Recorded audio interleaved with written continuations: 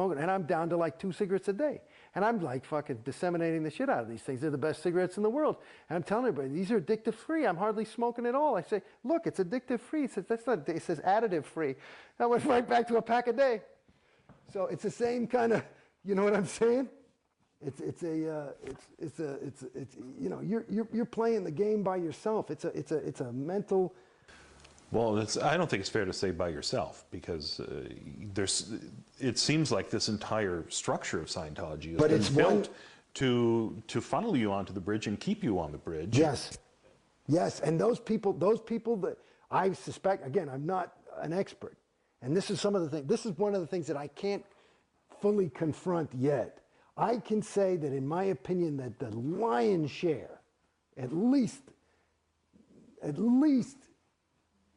well over 99% of your Sea Org people are the truest of the true believers, okay? So they are really there they're trying to help you, and they'll not take no for an answer.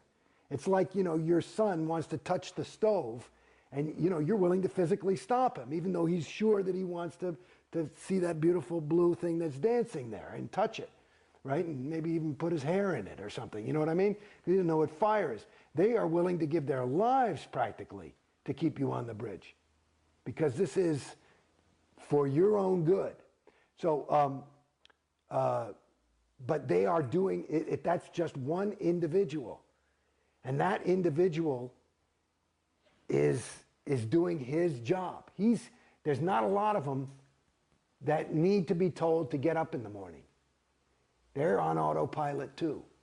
But the whole group is, it becomes, you know, this living, breathing thing. And the thing that I haven't quite confronted is, I can't quite see what the fuck anybody gets out of it.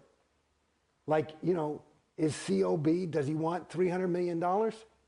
Is that what it is? Does he want $1 billion? And COB is David Miscavige. I mean, is that it? Is it just this power hard-on?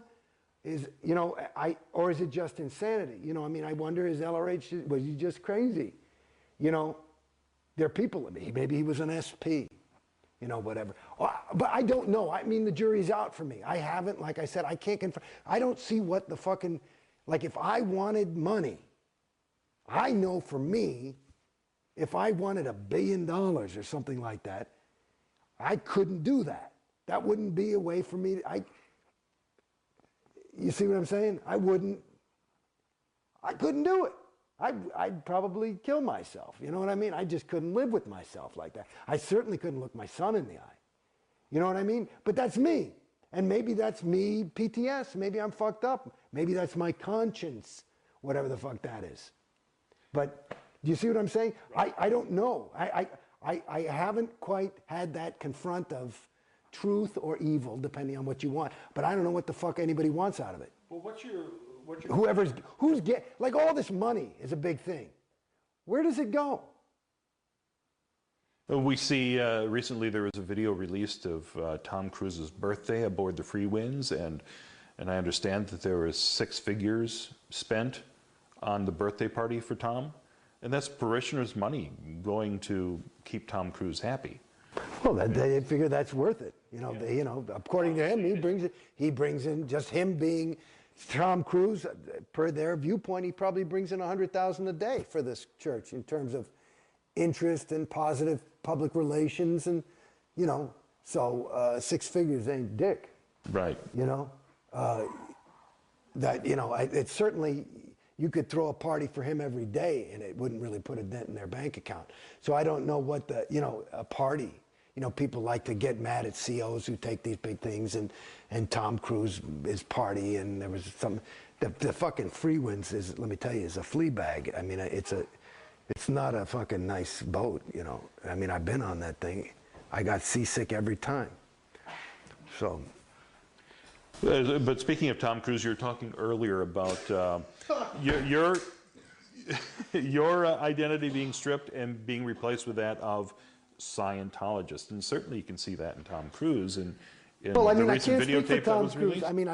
I mean, yeah, but I would suspect that that's what's happened, you know. And he was off for a while, and You know, he's in gung-ho. You know, I'm sure he went through a big ethics cycle and woke up, you know, because he probably had some trouble with his wife and he found his ruin. You know, I think he's probably, I mean, I would just, maybe he has trouble with girls or something like that. You know, that might be his whatever. I don't know. Anyway, he's But always been, at any rate, he seems like the, you know, ideal of what a Scientologist should be. I mean, dedicated. well, I was in there. You know, COB called me the poster boy for Scientology. I was as gung-ho as you could get. How did it turn around for you? Why did you start to doubt? Well, it not only didn't work anymore, the more auditing I did, which I was more and more encouraged to do, the worse I got. I was starting to go fucking crazy. And it was fucking me up. How far up the bridge did you go? I'm a class 5, OT5. I've done all my L's. Done a lot of, what do you call those fucking things? You know, all those other courses, data series things and blah, blah, blah.